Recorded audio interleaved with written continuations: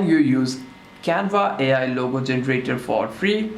Well, the answer is no. Canva may provide limited AI logo creation for free users, but additional generations and advanced features usually require Canva Pro.